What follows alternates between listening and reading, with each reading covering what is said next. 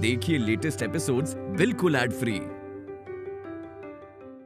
जो तांत्रिक है वो एक बार असफल होने के कारण दोबारा चुप नहीं बैठने वाला, फिर से काला जादू करने की कोशिश करेगा। मुझे बहुत डर लग रहा है, बहुत डर लग रहा है।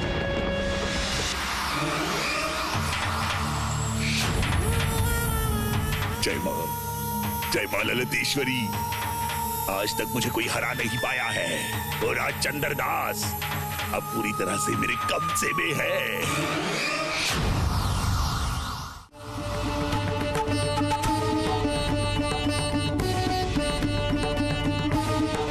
ये कौन सा रूप है देवर जी का? विश्वास ही नहीं हो रहा।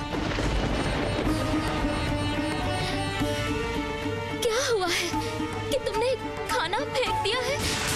भाभी, मैं भी इंसान हूँ, मेरे भी धैर्य की एक सीमा है। इसे समझाइए कि मेरी भलाई का कोई गलत फायदा ना उठाए।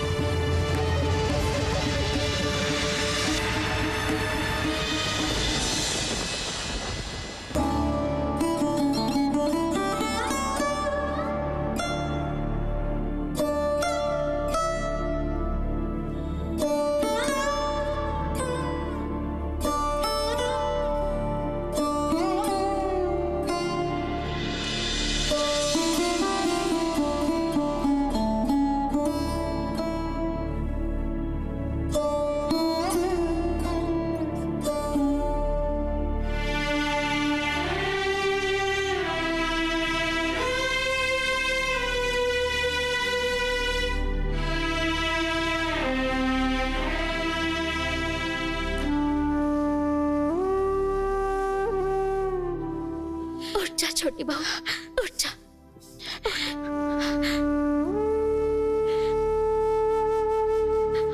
अब समझ में आया तुझे? वो सब तंत्र मंत्र मिटाना इतना आसान काम नहीं है। आप कैसे कह सकती हैं ये सब मंत्र का फल है? ऐसा भी तो हो सकता है कि उनके दिल में मेरे लिए ऐसी ही बातें हों। वो मुझे नापसंद भी तो कर सकते हैं। मेरी बात सुन, ये सब उल्टा सीधा सोचकर इस परिस्थिति को और कठिन मत बना। तू चल मेरे कमरे में चल। मैं सुबाला को बोलती हूँ इस कमरे को साफ करने के लिए। और वो कहाँ गया है ये जाकर मैं देखती हूँ। तो जल्दी मेरे कमरे में चल। अगर कोई तुझे इस हालत में देख ले तो चारों तरफ बात फैल जाएगी। चल चल चल मेरे कमरे में चल।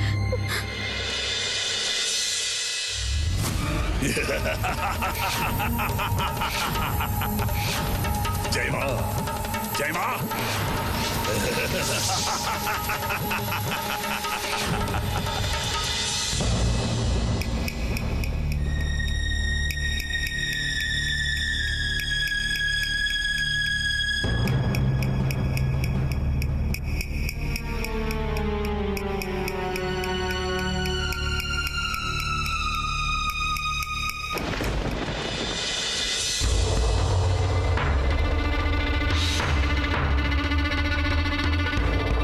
इसमें तुम्हें बात करने की जरूरत ही क्या है? तुम ऐसी ही एक गलत खबर लेके आई थी कि तुम्हारे भैया ने अपनी पत्नी के साथ बुरा व्यवहार किया। तुम्हारे भैया तुम्हारे सामने अभिनय कर रहे थे, ये समझने की क्षमता भी तुम्हारे अंदर नहीं है।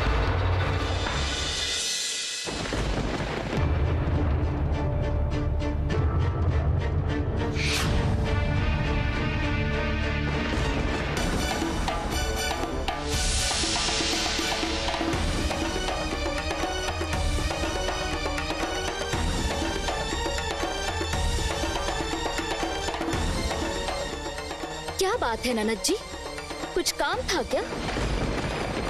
नहीं, कोई काम नहीं था। यहाँ से आवाजें आ रही थी इसलिए मैं आ गई। यहाँ इतना खाना कैसे गिर गया है भाभी? और भैया कहाँ है? देवर जी बाहर गए हैं। व्यवसाय के काम में कुछ गड़बड़ी हुई है, खाकर नहीं गए हैं। इसलिए मैंने उन पर गुस्सा करके खाना फेंक दिया था। अभी साफ करवाऊंगी। आपने खाना फेंका है? क्यों? मैं ऐसा नहीं कर सकती। ओ माँ, ऐसा क्यों होगा? छोटी बहू को तो खाना देना चाहिए, इसीलिए मैं। उसका सर दर्द कर रहा है इसलिए वो मेरे कमरे में सो रही है। खाना मैं लेकर आई थी। और पता है ना, देवर जी पर गुस्सा करना मेरी आदत है।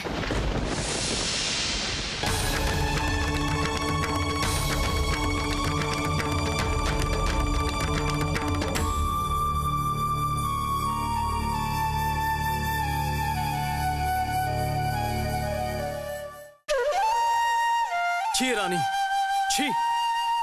मैंने तुमसे जी जान से प्यार किया रानी। क्या नहीं दिया तुम्हें बताओ? और उससे भी तुम्हारा मन नहीं भरा। मेरे प्यार का, मेरे विश्वास का तुमने ये इनाम दिया रानी। अगर तुम मेरी इतनी चिंता करती तो तुम मुझे पंखे से हवा देती, पानी देती और गर्म पानी से मेरे हाथ पैर धोती। लेकिन आज तक तुमने वो सब कुछ नहीं सीखा।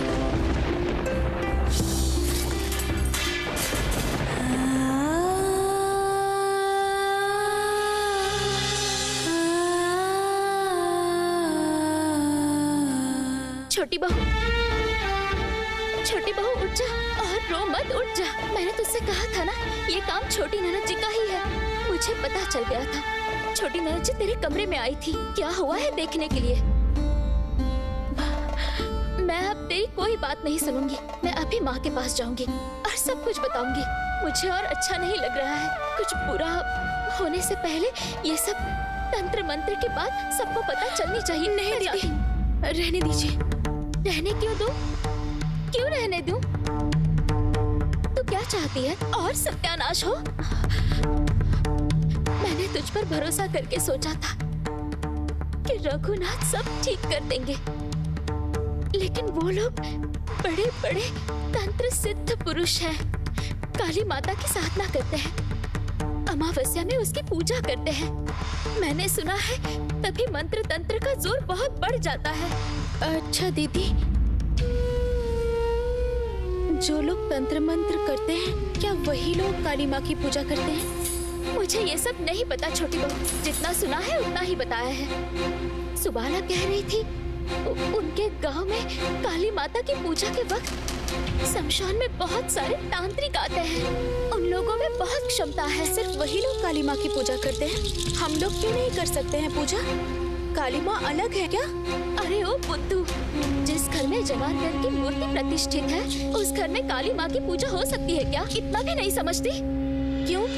पिताजी तो कहते थे हर भगवान एक ही है, सारे भगवान इंसान का अच्छा सोचते हैं। महामाया चंडी ने नारायण जी को योग निद्रा में रखा था, वरना ये जगत संसार कैसे तैयार होता? कंस राजा के कारागृह से वासुदेव जिसको लेकर गए थे वो थे श्री कृष्ण, और जिसे वापस लाए थे वो कौन है पता है? वो है महामाया चंडी जी। माँ काली उनका ही रूप है। मुझे तेरे जैसी इतनी ज्ञान की बातें नहीं आती है। मुझे सिर्फ इतना पता है इस घर में काली माता की पूजा नहीं होती। वो तो नाना जी ने दुर्गा माता की पूजा शुरू की थी। नहीं तो सुन, तू मुझे और रोक मत। मैं जाती हूँ, माँ को जाकर सब बताती हूँ। दीदी, ओ दीदी, माँ से कुछ मत कहिएगा, माँ नहीं मानेंगी। मैंने तो काले जादू की सारी चीजें विसर्जित कर दी थी।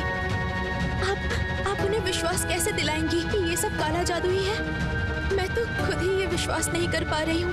मुझे तो लगा था कि वो सच में बिल्कुल बदल गए हैं, एकदम बदल गए हैं। तूने फिर से वही बात शुरू कर दी। तू अपने पति को अब तक पहचान नहीं पाई, लेकिन मैं उसे जानती हूँ। वो किसी के वश में है तभी ऐसा बर्ताव कर रहा है, नहीं तो वो ऐसा कभी नहीं करता। ये मैं अच्छे से जानती हूँ। अगर ऐसी बात है दीदी, तो मैं भी ये कह देती। मैं आज ही ढूंढ के निकालूंगी उनको मंत्र से मुक्ति दिलाने का रास्ता। मुझे पता है मैं ये जरूर कर पाऊंगी।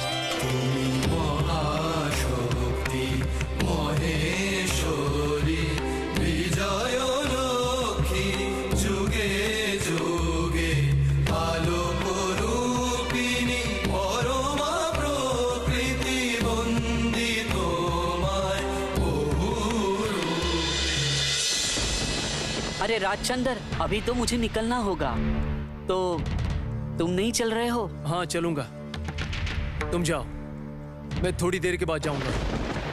क्या बात है राजचंद्र, हर दूसरे दिन घर जाने के लिए झटपटाते हो और आज यहाँ से उठने का नाम नहीं ले रहे हो। क्यों? मेरा यहाँ होना तुम लोगों को पसंद नहीं है क्या? तो फिर जा सकते हो। अरे नहीं नहीं, ऐसी बात नहीं है। तुम जिस तरह से मुंह फुला के बैठे हो, ऐसा लग रहा है तुम्हारा हाल ठीक नहीं है। तुम्हें क्या हुआ है भाई? अरे बताओ भी, भाभी के साथ मनमुटाव चल रहा है क्या?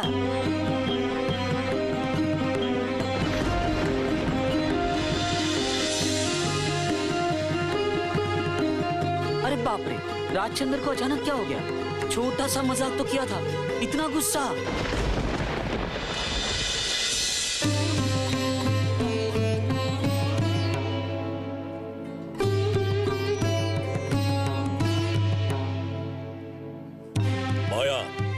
चंदर कमरे में विश्राम कर रहा है ना, उसे बोल देना कि वो कुछ दिन घर में ही रहे। घर में विश्राम करे, गोदाम में आने की जरूरत नहीं। मैंने गिलविस साहब से बात कर ली है, उनकी बैठक को मैंने थोड़ा आगे कर दिया है।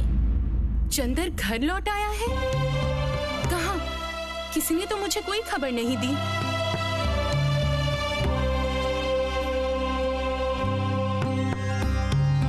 आपने कहा चंदर को विश्राम करना चाहिए। क्यों? मेरे चंदर की तबीयत खराब है क्या? क्यों? उसने तुम्हें कुछ नहीं बताया? आज सुबह उसकी गोदाम में तबीयत खराब हो गई थी। मैंने वैद्य जी को खबर भिजवा दी। वैद्य जी ने जांच करके कहा कि रक्तचाप बढ़ गया है, शरीर कमजोर है। इसीलिए तो मैंने उसे जल्दी घर भेज दिया था। इतना कुछ हो चुका है, मुझे तो कुछ भी पता नहीं है। किसी ने मुझे कुछ भी नहीं बताया। मेरे चंदर की तबीयत खराब हुई है। बड़ी बहू तुम कहाँ हो? जल्दी यहाँ आ जाओ, जल्दी इधर आओ, इधर आओ। ये देखो, माँ लक्ष्मी आ गई। माँ लक्ष्मी, तुम्हारे पति की क्या खबर है? कहाँ है वो? कमरे में? नहीं पिताजी, वो तो घर आकर फिर बाहर चले गए हैं। उन्होंने कुछ खाया भी नहीं है। क्यों माँ, कुछ हुआ है क्या? हाँ बड़ी बहू, गोदाम में चंदर की तबीयत खराब हो गई थी। उसने किसी को कुछ भी नहीं बताया। बड़ी बहू, चंदर ने तुम लोगों से कुछ कहा है? नहीं तो माँ। कहाँ गए हैं? कुछ भी नहीं बताया है। लगता है लट्ठे तो के पास गए हैं। अगर आप कहे तो किसी को भिजवा कर पता कर सकती हूँ। लेकिन अभी तो उसे विश्राम की जरूरत है।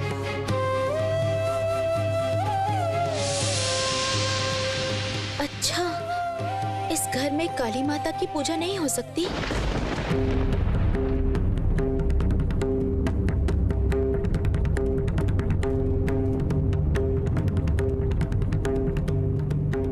क्यों छोटी बहू, अचानक से ऐसी बात तुम्हारे दिमाग में कैसे आई?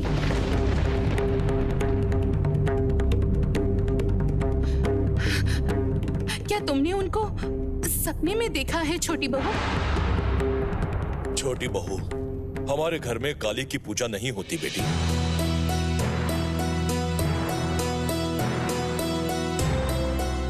हमारे गृहस्थी में जनार्दन जी प्रतिष्ठित है ना। तुम्हारी नानी ने मना किया है इस विषय में। उसका मानना है जिस गृहस्थी में जनार्दन जी प्रतिष्ठित है, वहां काली की वंदना करने से जनार्दन जी नाराज होंगे। एक भगवान की पूजा करने से दूसरे भगवान नाराज होंगे? वो लोग तो स्वर्ग में साथ मिलकर रहते हैं। जगत संसार की मुसीबत में वो लोग साथ मिलकर रक्षा करते हैं। हम लोगों ने ही शक्ति, वैष्णव ये सब अलग किया है। माँ, मुझे इतनी ज्ञान की बातें तो समझ में नहीं आती। तुम्हारी नानी मुझसे बड़ी है, उन्होंने मना किया है, इसीलिए मैं भी मानता हूँ। लेकिन चंदर कहाँ गया है? उसकी खबर मुझे एक बार लेनी चाहिए। सच में? अच्छा, मैंने इस लड़के को जल्दी घर भेज दिया था जिससे वो विश्राम कर सके, लेकिन वो घर में ही नहीं है। अजीब बात है।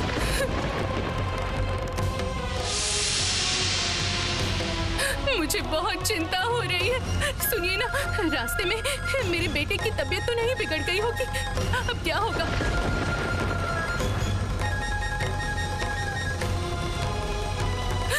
मुझे अपने बेटे की बहुत चिंता हो रही है।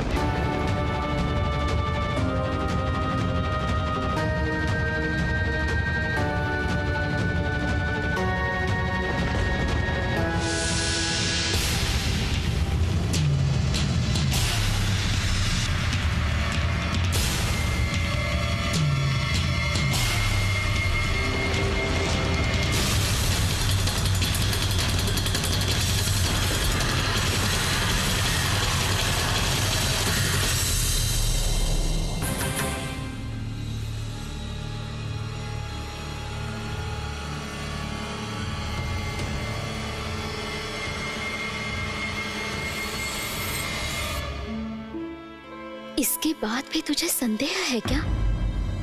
यही मौका है। जनार्दन जी के सामने छोटी ननद जी पर दबाव डालते हैं। भगवान जी के आगे झूठ नहीं बोल पाएंगी। नहीं दीदी, ये बहुत शर्म की बात होगी ननद जी के लिए। ननद जी दामाद जी का कितना ख्याल रखती हैं, कितना अपमान सहती हैं। आपने देखा है ना? जो करना है मैं करूंगी। उनके लौटते ही मैं उन्हें रघुवीर के पास लेकर जाऊंगी ही। छोटी बहू, वो छोटी बहू, छोटे मालिक लौट आए हैं। उन्होंने अंदर महल में खबर भिजवाई है कि बैठक वाले कमरे में अपना काम करेंगे। आज वो अंदर महल में नहीं आएंगे। अच्छा तू जा।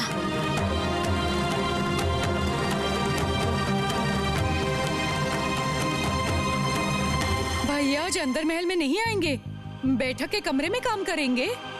लेकिन पूरी रात काम करने से उनकी तबीयत और बिगड़ जाएगी तो? अच्छा तुम लोग ज्यादा मत सोचो, मैं देखती हूँ, जाके देखती हूँ भैया की तबीयत कैसी है। हाँ रहने दो छोटी ननद जी, तुम्हें कष्ट करके जाने की जरूरत नहीं है। मैं जाती हूँ। असल में तुम्हारे बड़े भैया के जाने के बाद माँ जी ने देवर जी की जिम्मेदारी मेरे हाथ सौंपी थी, इसलिए उसकी देखभाल करने का काम मेरा है। ये तो मुझे पता है, इसीलिए तो। इसलिए उसे कोई नुकसान मैं नहीं होने दूंगी।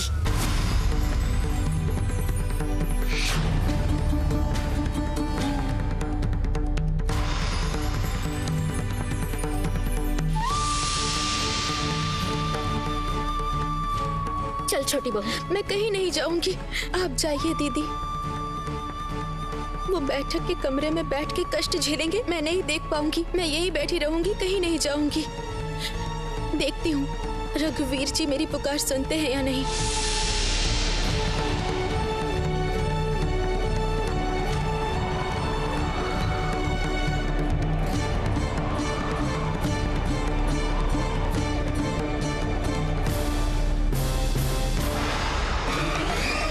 जय मां, जय मां ललितेश्वरी, जय मां, जय मां ललितेश्वरी।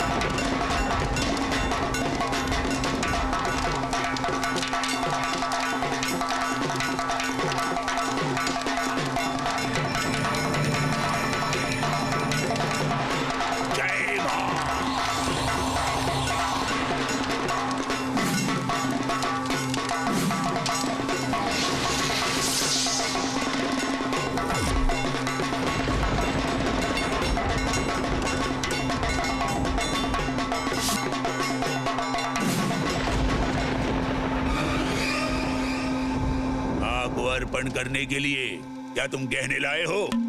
हाँ बाबा, लाया हूँ। ये देखिए।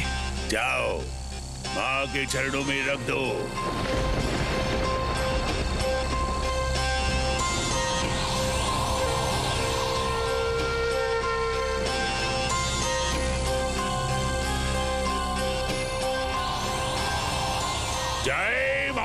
ललतेश्वरी, ये जो अर्पण किया है उसे ग्रहण कीजिए माँ। जय माँ, जय माँ, जय माँ ललतेश्वरी, ग्रहण कीजिए इसे। जय माँ। कल घोर अमावस्या है, कल महाकाली की महापूजा है। कल मैं उस राजचंदर और उसकी पत्नी को जीवन भर अलग करने के लिए यज्ञ करूंगा। उसके बाद तो राजचंदर बनेगा तुम्हारे हाथों का पुतला, मतलब खिलौना। जय माँ, जय माँ, जय माँ ललतेश्वरी, जय माँ। ओ माँ, माँ।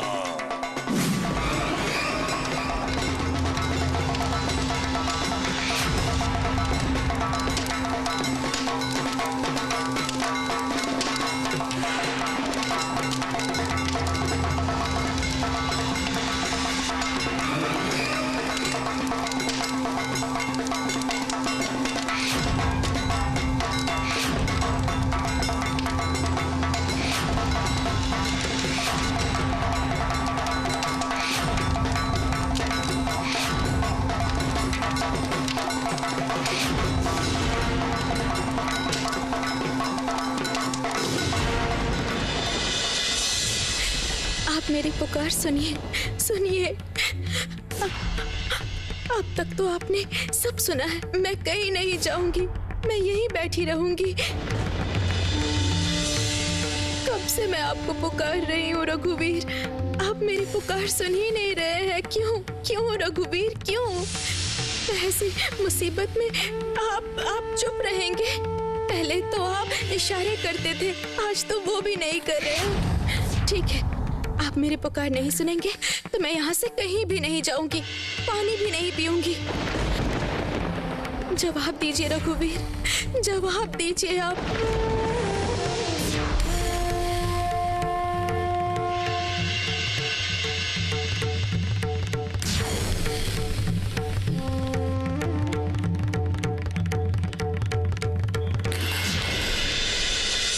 अच्छा, चंदर का क्या ऐसा काम है बताइए तो कि वो रात को घर के अंदर नहीं आएगा? मुझे कुछ समझ नहीं आ रहा है माया। अचानक से चंदर हिसाब किताब में इतना क्यों डूब गया है? हमेशा व्यापार की चिंता में डूबा रहता है। देखिए, व्यवसाय आप भी संभालते हैं, व्यवसाय मेरे पिताजी भी संभालते हैं, लेकिन आप लोगों ने इन सब के चक्कर में कभी घर को तो नहीं भूला ना? मैंने तुमसे कहा ना माया, चंदर के अंदर पैसा कमाने की भूख ज्यादा है, हमसे बहुत ज्यादा। मैं भी चाहता हूँ उसकी भूख और बढ़े, लेकिन मुझे कुछ और लग रहा है। पता है, मैंने देखा छोटी बहू कब से पूजा घर में बैठी है। क्यों ऐसे बैठी हुई है वो? कुछ बताया भी नहीं।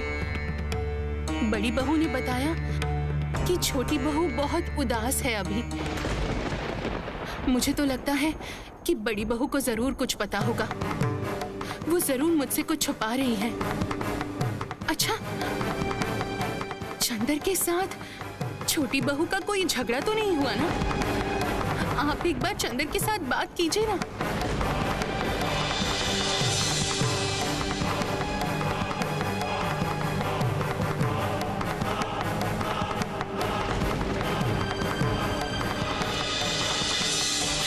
जवाब दीजिए रघुवीर, जवाब दीजिए।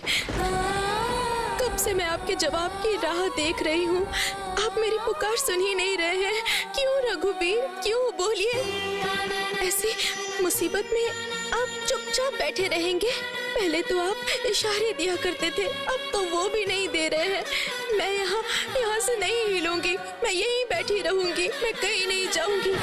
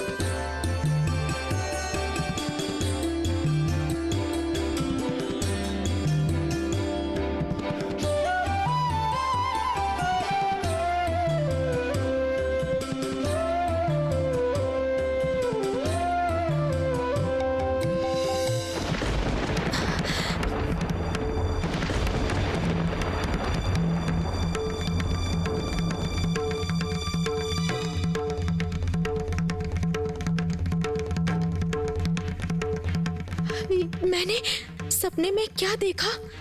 ये कौन से महाकाली के साधक थे? कितना सुंदर गाना गा रहे थे, मन भर आया था। लेकिन वो कौन है? क्या पिताजी और बुआ जी उन्हीं के बारे में बताते थे? नटवर काका भी तो इनके बारे में ही बताते थे। हमारे गांव में रहते थे वो, हाली शहर में ही उनका घर है। साधक राम प्रसाद, तो फिर वही होंगे। उनके सिवा तो और किसी गायक के बारे में तो कभी नहीं सुना मैंने। लेकिन अचानक मैंने उनका सपना क्यों देखा? क्या ये सिर्फ सपना था या फिर कोई दिशा निर्देश मेरे लिए?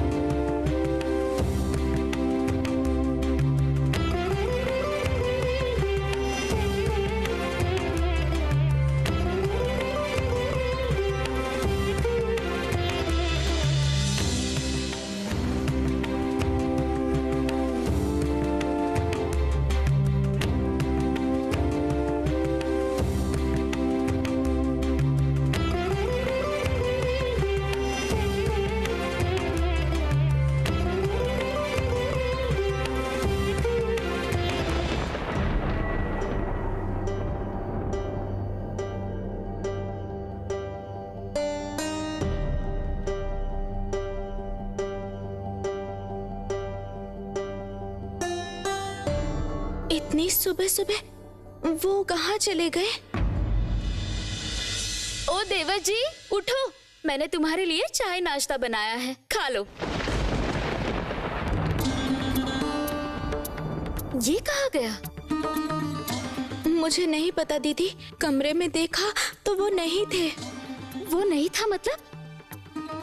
ऐसा बोलने से चलेगा क्या? मैंने कल रात को आकर देखा तो वो कुछ काम कर रहा था। ये देखो, यहाँ किताबें भी रखी हुई हैं। सरदार, सरदार, बंशी, जरा यहाँ आओ तो।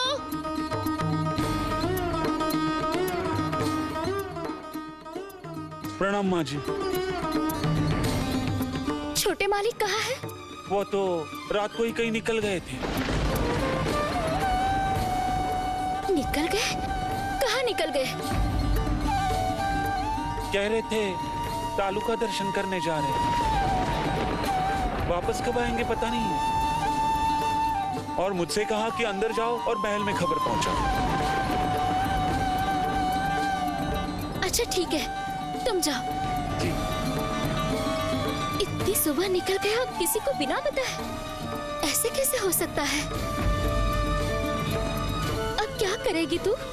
देखा तूने, मैंने कहा था ना कि वो सब मंत्र तंत्र हटाने के लिए दूसरी पूजा करनी पड़ती है। तू मुझे अब रोकना मत, मैं जाकर माँ जी को सब बता देती हूँ। जो होना है होगा। माँ जी अगर मेरी बात का अविश्वास करे तो ठीक है। अविश्वास?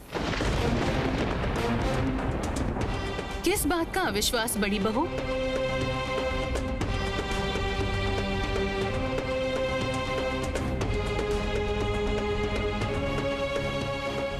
क्या हुआ है? मुझे तो कुछ भी समझ में नहीं आ रहा है। क्या हुआ है बताओ तो मुझे, बताओ क्या हुआ है? चंदर, चंदर कहाँ पर है? चंदर? ओह, अब समझ में आया। चंदर को जरूर तुम लोगों ने अंदर के कमरे में भेजा होगा विश्राम करने के लिए। सारी रात मेरे बेटे ने जाग के काम जो किया है, इसलिए तुम लोगों ने अच्छा ही किया है। अभी उसको जरा सोने दो। लेकिन अविश्वास की बात क्या कह रहे थे तुम लोग? माँ,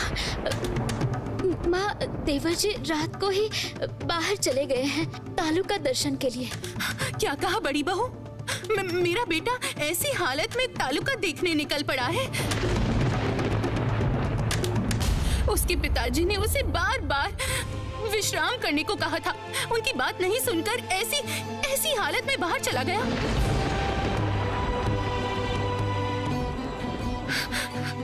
छोटी बहू क्या हुआ है? मुझे सब कुछ सच सच बताओ बहू। किसी कारण से क्या चंदर तुमसे नाराज हुआ है?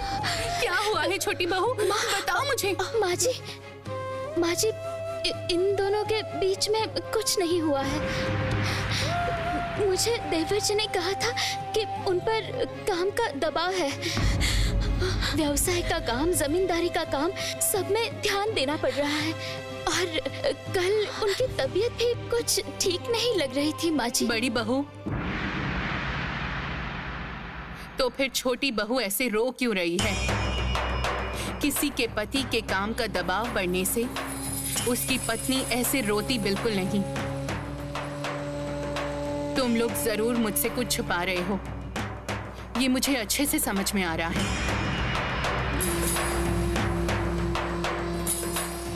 सुनो तुम दोनों, मैं तो तुम लोगों की माँ लगती हूँ। मुझसे कुछ भी मत छुपाओ तुम। मुझे सब कुछ साफ साफ बताओ कि क्या हुआ है। अगर मेरे चंदर ने कोई अन्याय किया है तो उसको सजा मिलेगी। मैं उसको छोड़ूंगी नहीं। मैं खुद चंदर के साथ बात करूंगी। बताओ क्या हुआ है? मेरे चंदर ने क्या किया है? बताओ क्या किया है मेरे चंदर ने? बताओ ना। माँ जी, देवर जी का कोई दोष नहीं है। आप विश्वास कीजिए। देवर जी का मिजाज किसी दूसरे कारण से ठीक नहीं है। हाँ माँ, वो देवता जैसे इंसान है। उन्होंने कुछ नहीं कहा है। सारा दोष तो मेरा ही है। कल रात को थक कर घर लौटे थे वो। मैंने उन्हें आराम नहीं करने दिया था। आप चिंता मत कीजिए माँ, मैं सब कुछ संभाल लूंगी। तुम लोग यहाँ हो? ये मैं क्या सुन रहा हूँ? चंदर अकेला ही तालुका दर्शन के लिए निकल गया है? अच्छा, वो मेरे साथ एक बार बात करना भी जरूरी नहीं समझता? अजीब लड़का है। ये अचानक क्या हुआ है उसको? कुछ दिनों से मैं देख रहा हूँ वो सबसे अलग रहता है, सबके साथ दूरियां बना के रखता है। ये क्या चल रहा है मुझे बताओगी?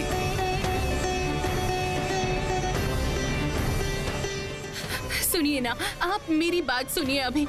आप एक बार पिताजी को बुला लीजिए। हाँ, आप लोगों के साथ मुझे कुछ जरूरी बात करनी है। इसी समय माँ और चाची माँ जगन्नाथ धाम को गई हैं। मैं सब कुछ संभाल नहीं पा रही हूँ अभी। मुझसे और नहीं हो रहा है। मुझसे नहीं हो रहा। माँ जी।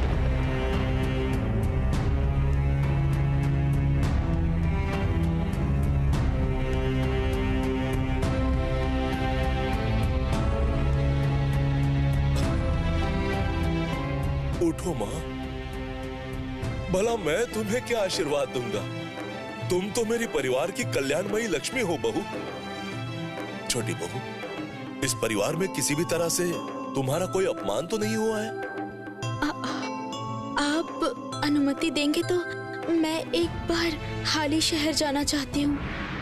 हाली शहर? क्यों माँ? बहू, तुम चंदर से नाराज हो क्या? नहीं पिताजी, आज ब्रह्म मुहूर्त में मैंने एक सपना देखा है। मुझे वहां जाना ही पड़ेगा। सपना देखा है? कौन सा सपना?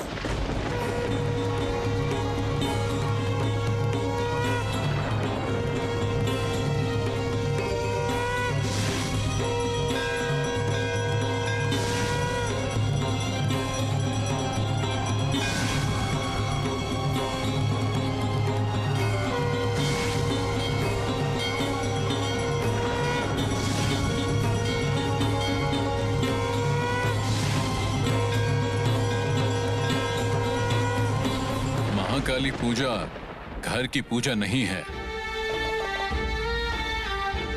शमशान के तांत्रिकों में इसका प्रचलन ज्यादा है, इसलिए इस घर में ये पूजा हो मैं ये नहीं चाहता हूं। और देखो, जहां जनार्दन, जहां गृह देवता विराजमान हो, वहां काली पूजा की नहीं नहीं, मैं ये अनुमति कभी नहीं दे सकता।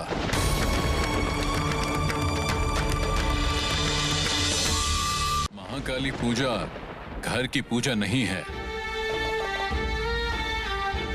शमशान के तांत्रिकों में इसका प्रचलन ज्यादा है, इसलिए इस घर में ये पूजा हो मैं ये नहीं चाहता हूं। और देखो, जहां जनार्दन, जहां गृह देवता विराजमान हो, वहां काली पूजा की नहीं नहीं, मैं ये अनुमति कभी नहीं दे सकता।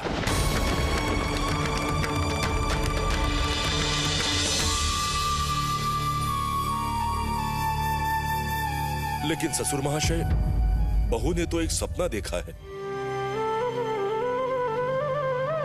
मुझे तो लगता है कि साधक राम प्रसाद को उसने सपने में देखा है। शायद बचपन से ही छोटी बहू ने उनके बारे में बहुत कुछ सुना है। और ज्यादा दिन तो हुए नहीं उनका देहांत हुए। वो तो हाल ही शहर के ही रहने वाले थे। अभी भी उनका काली कीर्तन लोगों के बीच फैला हुआ है। लेकिन ससुर महाशय, राम प्रसाद तो साधक गृहस्थ थे, 4 बच्चों के पिता।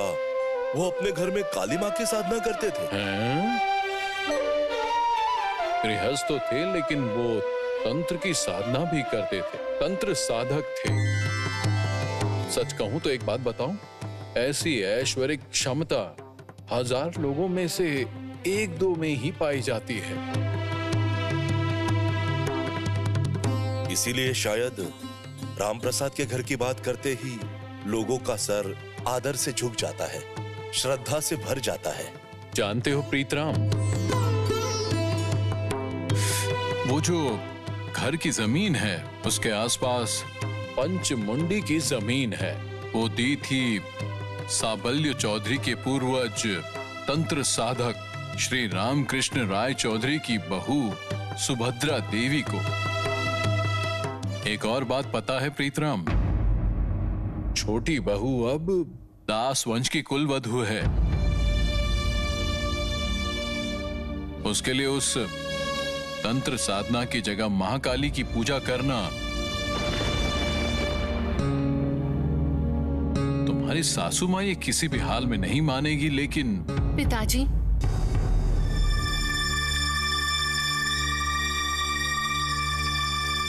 छोटी बहू ये काली पूजा करना चाहती है सब लोगों की मंगल की बात सोचकर, मेरे बेटे के मंगल के लिए। मेरी तो बहुत इच्छा थी इस घर में महाकाली की पूजा करने की,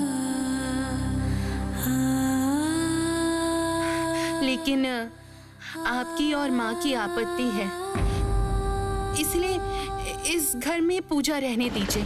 इस घर में करने की जरूरत नहीं है। लेकिन छोटी बहू को ये पूजा करने दीजिए। मुझे तो लगता है कि अगर हम लोग छोटी बहू को ये काली माँ की पूजा करने से रोक दें तो सबका अमंगल होगा। इसीलिए कह रही हूँ पिताजी, आप और आपत्ति मत कीजिए। हाँ ससुर महाशय, आप अनुमति दीजिए।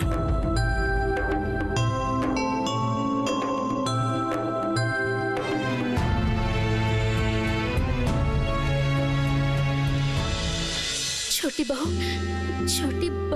तुझ में पूरा विश्वास है कि सपने में जो मूर्ति तूने देखी है उस आसन में पूजा करने से सारी समस्याएं मिट जाएंगी। हाँ दीदी, वरना मैं वैसा सपना देखती क्या? तेरा विश्वास देखकर हम सबको आश्चर्य होता है। सिर्फ तूने मना किया इसलिए मैंने छोटी ननद जी के बारे में कुछ नहीं बताया। देवर जी को अगर कुछ हो जाए, वो मेरे सब कुछ है। अगर उनको कुछ हो गया तो मेरा सब खत्म हो जाएगा। ये गृहस्थी भी तो मेरी है। इस गृहस्थी में सबको जोड़ कर रखना पड़ेगा। आप लोगों से यही तो सीखा है मैंने, है ना दीदी?